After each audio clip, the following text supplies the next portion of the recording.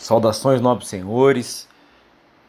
Estamos aqui pela disciplina de Constituição e Direitos Fundamentais. Iniciamos o quarto estudo dirigido segunda semana e agora entramos no assunto direitos sociais. Eu ainda tenho vários comentários, várias aulas, várias questões para tratar sobre direitos individuais.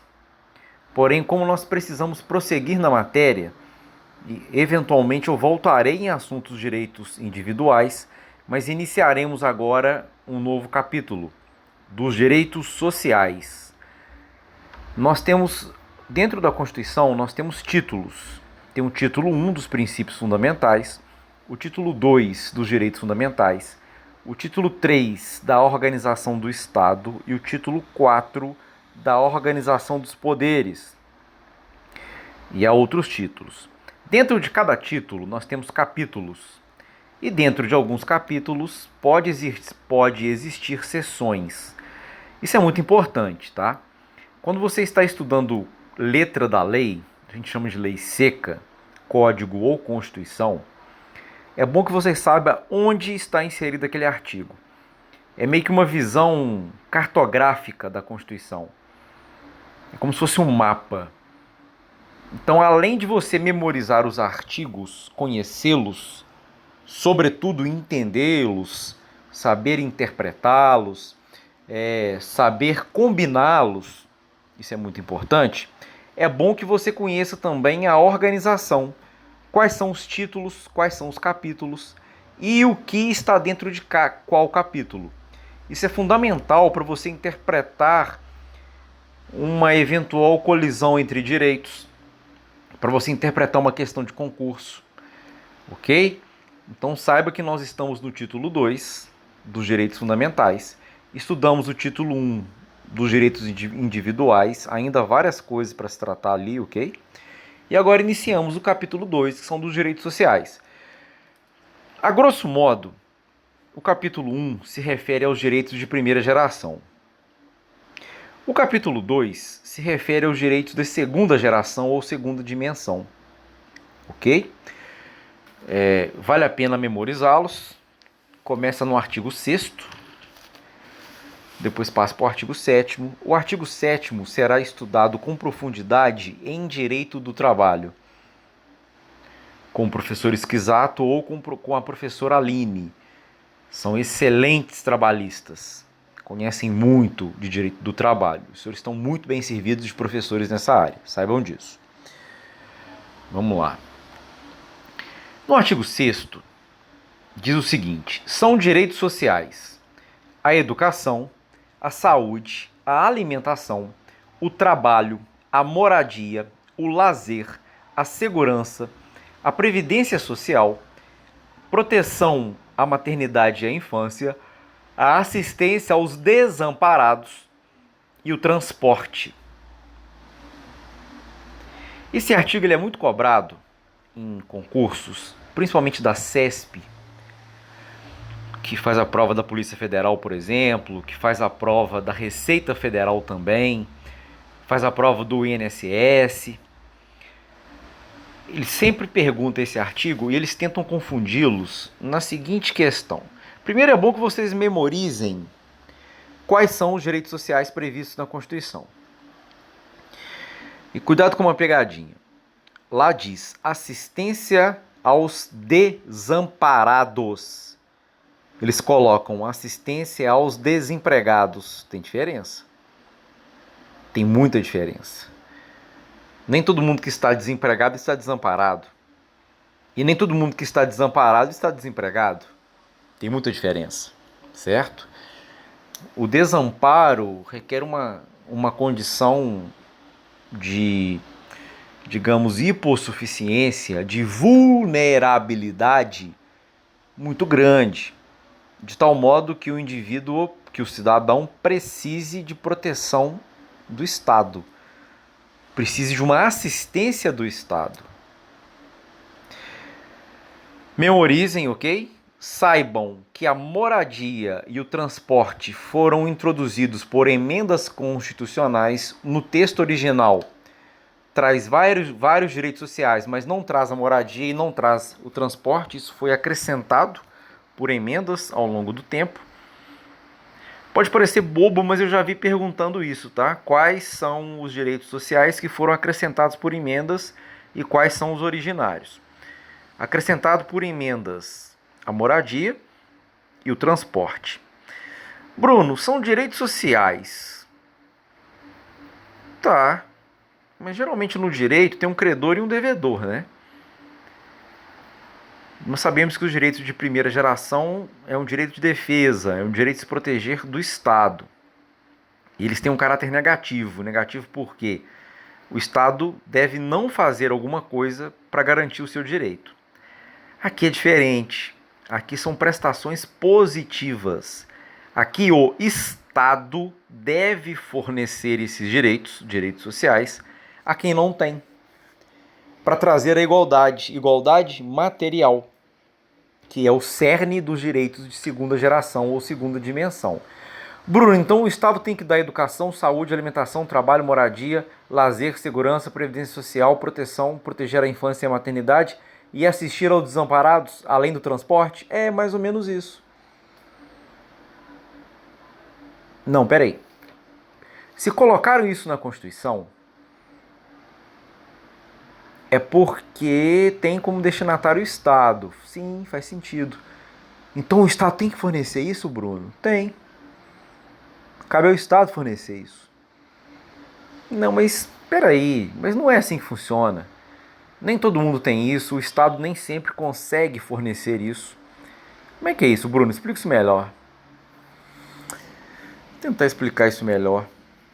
Né? Porque se colocaram na Constituição é porque o Estado deve fornecer. Mas, Bruno, não é assim que funciona. Quem conhece o Brasil sabe que não é assim. Não, eu sei. Mas primeiro a gente tem que tentar entender algumas coisas. O primeiro é a reserva do possível. O que é isso? O Estado arrecada, né? Principalmente através de tributos. Lembrando que imposto é espécie do gênero tributo. Dentro de tributo nós temos impostos, taxas, contribuições sociais, contribuições de melhoria, certo? São várias espécies que pertencem a um gênero. Tributo é gênero, imposto, taxa, contribuição social, contribuição de melhoria são espécies de um gênero. Então o Estado arrecada principalmente através de tributos, mas o Estado também tem atividade econômica, né? Principalmente na administração indireta, não vou entrar nesse mérito agora.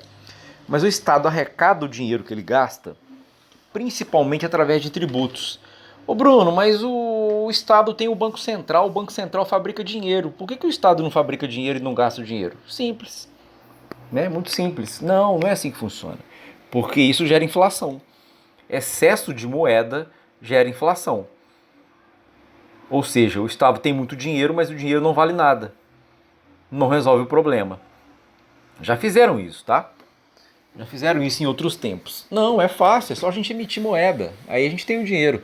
Só que o dinheiro passa a não valer nada. E isso é muito sério. E muito ruim.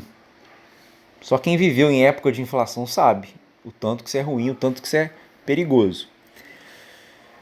Principalmente para as classes menos favorecidas. Tá, Bruno, o Estado arrecada, é uma grana violenta. E depois ele gasta. Só que vejam, suponhamos que nós temos um bolo para dividir para muita gente. Nem todo mundo vai levar um pedaço. Alguns levam um pedaço grande, alguns levam um pedaço pequeno, alguns não levam nada. É a reserva do possível. O Estado deve sim fornecer esses direitos sociais, porém, é necessário que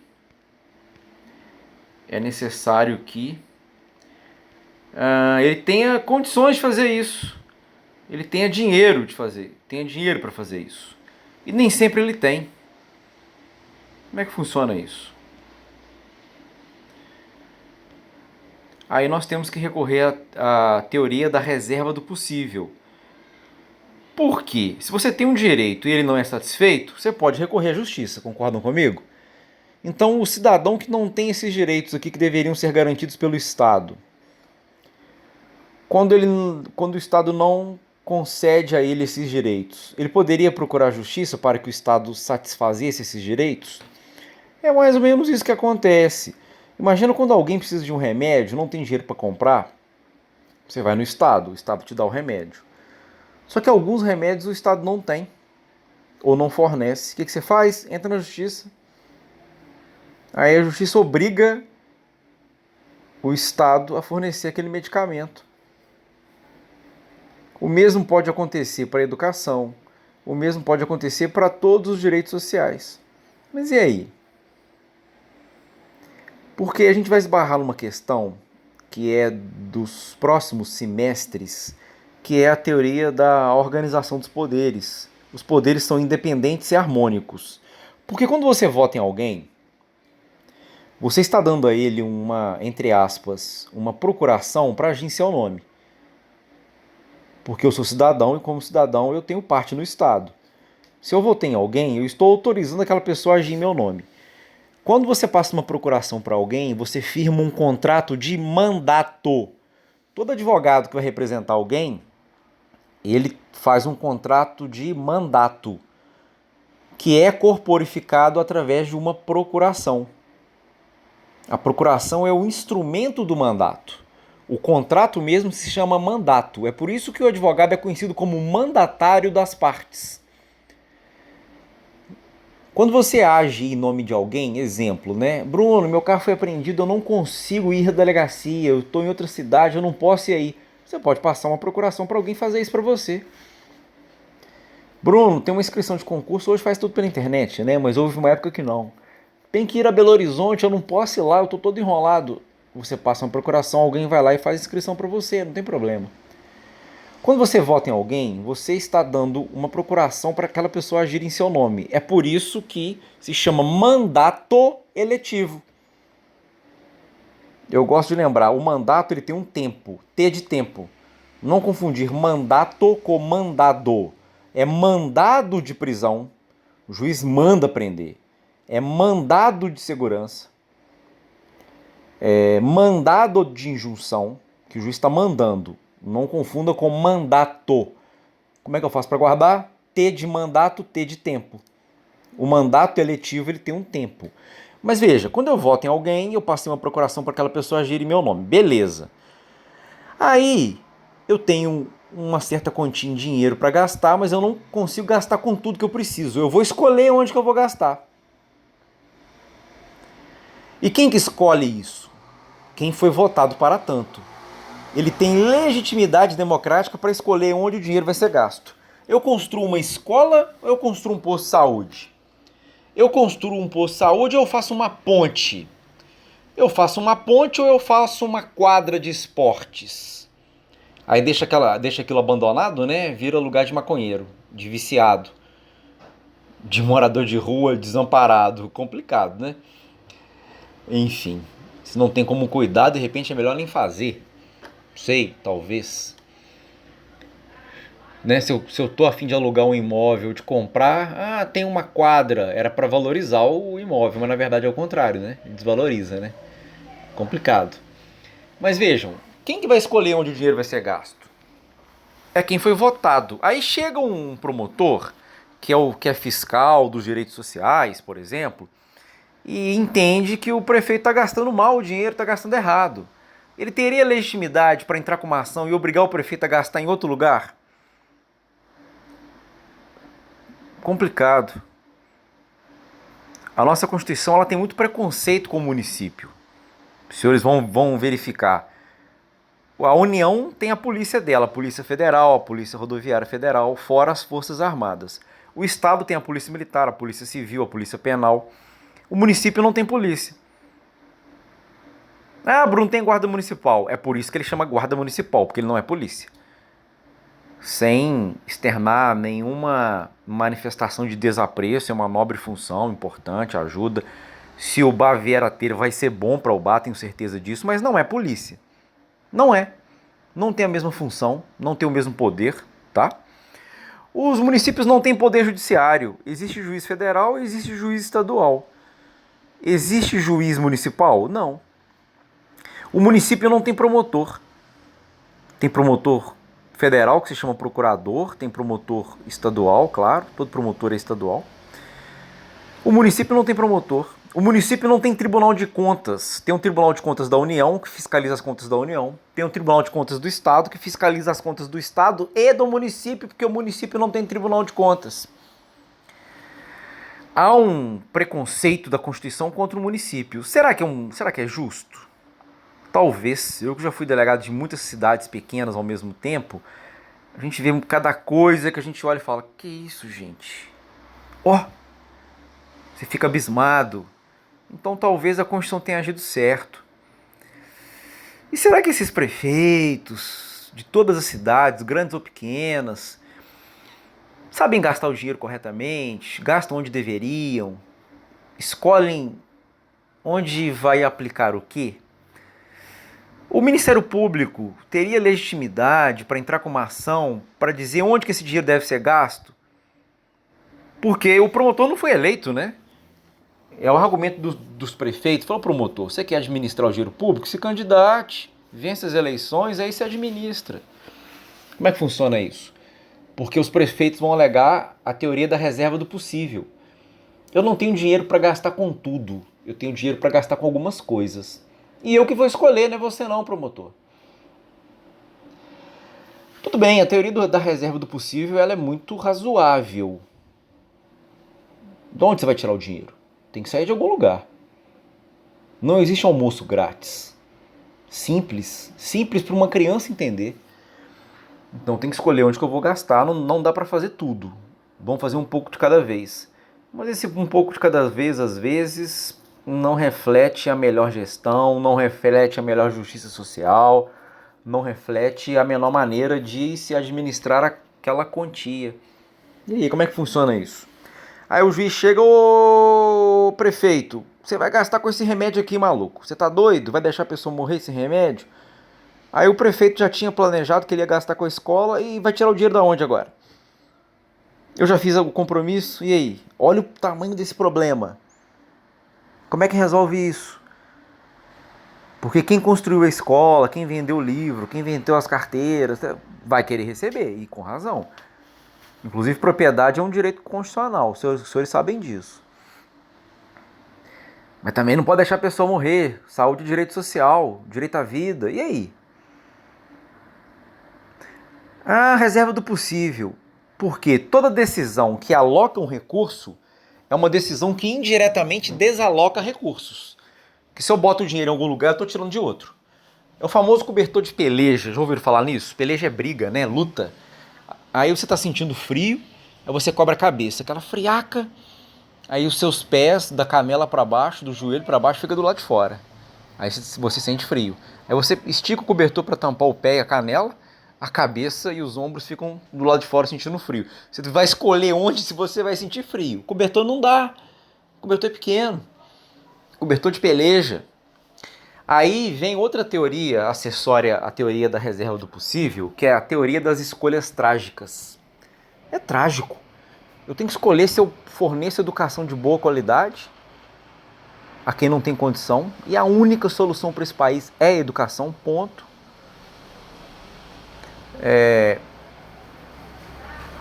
Vamos lá. Eu deixo de dar educação de boa qualidade para dar saúde. Mas aí vem outro e fala: não, eu vou investir na educação e vou tirar da saúde. Aí a pessoa morreu, e aí? É complicado. Nós tínhamos uma época no Brasil que a mortalidade infantil era gigantesca, assim, comparado com países muito pobres. Aí cuidaram disso, hoje reduziram absurdamente a mortalidade infantil. Só que quando esses jovens chegam na idade de adolescência, você não sabe o que vai fazer com ele. Não dá educação. Aí fica por aí, ouvindo aí essas músicas que eles gostam de ouvir aí, sem nenhuma manifestação de preconceito, tá, pessoal? É brincadeira. Aí fica essa juventude aí perdida, sem emprego, sem educação, se envolvendo aí com atividades criminosas, se dedicando aos vícios, usam a liberdade de expressão e de manifestação do pensamento só pra porcaria, ou pelo menos a maioria pra porcaria. Não se discute temas interessantes, aprofundar em algumas questões, para proporcionar soluções adequadas ao nosso contexto social. Não, só quero usar só para talvez, talvez sim, talvez não. E aí, como é que faz? Quem está certo, quem está errado, onde vai gastar o dinheiro? Teoria das escolhas trágicas. Se os senhores quiserem ver um filme muito bom, que se chama O Cerco a Leningrado. O que é isso? Os nazistas não conseguiram entrar na cidade de Leningrado, mas eles conseguiram cercar a cidade. Era uma cidade grande, industrial, e nos arredores tinha os campos, né, que produziam os alimentos para a cidade, e a cidade produzia bens industriais. Quando eles cercaram a cidade, aquelas pessoas lá ficaram sem alimento. E o filme mostra isso de uma tal forma assim até muito dramática. Né? Imagina uma mãe com 4 ou 5 filhos, pouco alimento, ela tem que escolher qual filho ela vai deixar morrer de fome e qual filho ela vai alimentar para que possa sobreviver ao conflito, ao cerco. Não, eu não vou escolher, eu vou alimentar todo mundo até o alimento acabar, então vai morrer todo mundo, é uma escolha. Ou morre todo mundo, ou ela salva alguns filhos. Olha que questão. No filme mostra isso, assim, é complicado. É um filme pesado de se ver. E aconteceu. Aí há relatos, né, que primeiro eles comeram os animais. Tem isso também naquele filme, né, Morte e Vida Severina, né? Primeiro eles comeram o papagaio, né? Depois eles comeram a cadela, chamava-se Baleia. Não sei quem já leu esse livro. É triste essa parte, cara. É muito triste. Ô Bruno, muita gente morrendo de fome, você tá triste porque mataram o cachorro? É, mas entendeu? Eu acho que, né, essa parte do livro foi feita para isso mesmo, para se você não tem, né, compaixão com o ser humano, às vezes você consegue ter com um animal. Acho que foi uma jogada genial do autor ali. Mas nesse livro mostra isso, nesse filme, O Cerco a Leningrado. E depois há relatos de canibalismo. As pessoas morrendo de fome e tal, e houve canibalismo, há muitos relatos. Eu acho que é até por isso que eles falam que comunista come criança, não tinha umas lendas assim, na década de 30 e tal, né, os mais antigos. Comunista não é ateu, comunista come criança. Há quem diga que é por causa disso, por causa do cerco a Leningrado. O filme é bom, tá? Os senhores conseguem aí achar esse filme na internet. É um filme que já deve ter uns 15 anos que lançaram. E tem uma história de alguns heróis que usavam o esqui para atravessar um lago congelado, furar o cerco dos alemães e levar alimentos para cidades, porque os blindados não conseguiam entrar no lago, que eles, né, quebrariam o gelo. Os esquiadores conseguiam e de madrugada eles passavam por lá e iam trazendo alimento para a cidade. O filme até que tem um final feliz, eles conseguem lá e tal, derrotar os alemães, reestruturar tudo, mas é uma escolha trágica. Então o administrador público, ele se vê diante dessas escolhas trágicas o tempo todo. Então a primeira teoria é a teoria da reserva do possível. Uai, eu vou gastar o dinheiro, mas eu tenho que ter o dinheiro. Depois é a teoria das escolhas trágicas, onde eu vou gastar o quê?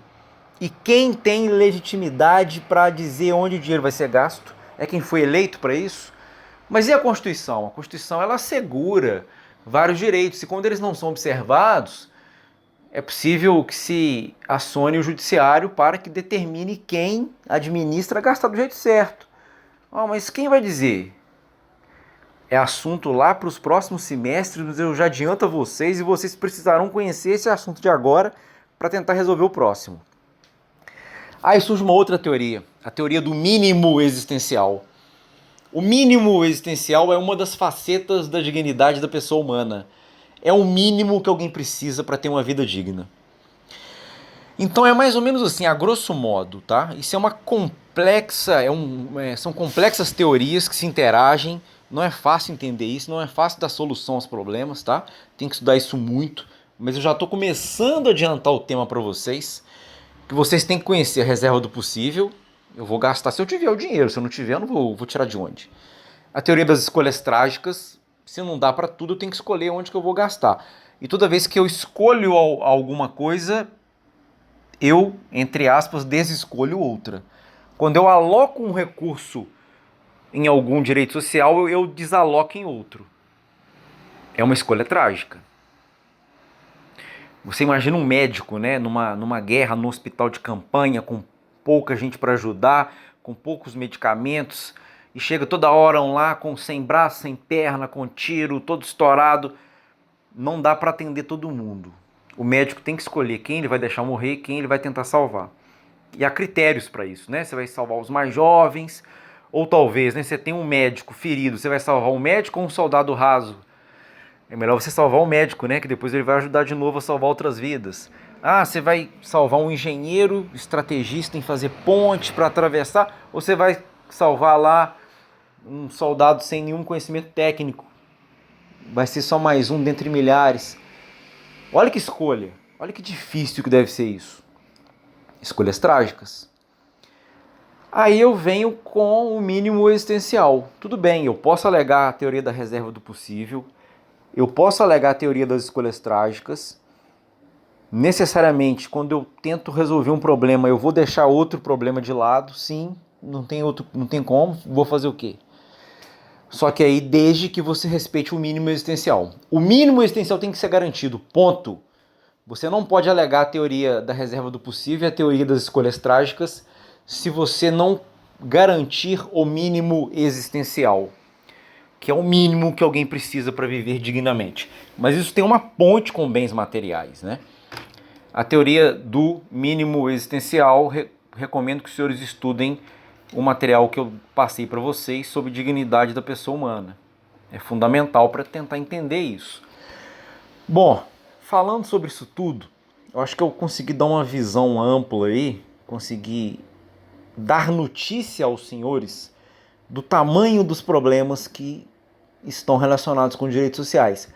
É muito fácil dizer que a Constituição garante mesmo, está escrito lá, direito à educação, saúde, alimentação, trabalho, moradia, transporte, lazer, segurança, previdência social, proteção à maternidade e assistência aos desamparados. Está escrito. Memorizem, isso vai ser cobrado de vocês. Ué, Bruno, se a Constituição garante, o cara pode cobrar? Pode. Mas aí a gente vai esbarrar na teoria da reserva do possível, na teoria das escolhas trágicas e depois, como um vetor de interpretação, a teoria do mínimo existencial. Aí, essas ações aí que obrigam o Estado a fornecer medicamentos caríssimos, que ele não está na lista dele para fornecer, mas aí o prefeito ou o governador vai ter que tirar o dinheiro de algum lugar. E se ele já planejou o gasto, se vira, moço. Mínimo existencial. São ações aí que são julgadas urgentes, assim, né?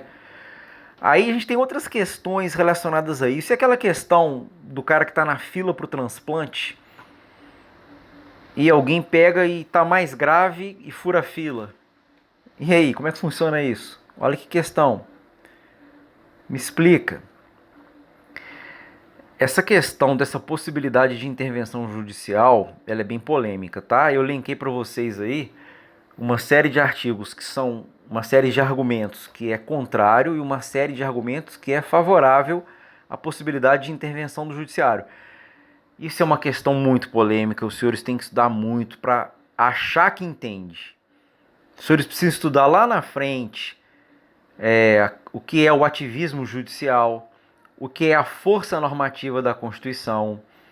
Inclusive tem um livro muito famoso sobre isso, que é um livro do Conrad Hesse. Os senhores têm que estudar a teoria da separação de poderes. Os senhores têm que estudar muita sociologia para entender a formação do Brasil. Depois de muitos anos de estudo, a gente talvez consiga entender o assunto. Eu ainda estou longe disso, tá? Aí a gente troca ideia aqui e chega a alguma, vamos dizer assim, noção do tamanho do problema. Bom, é isso a aula de hoje. Até a próxima aula síncrona. Temos muitos assuntos para conversar na aula síncrona. Grande abraço para vocês.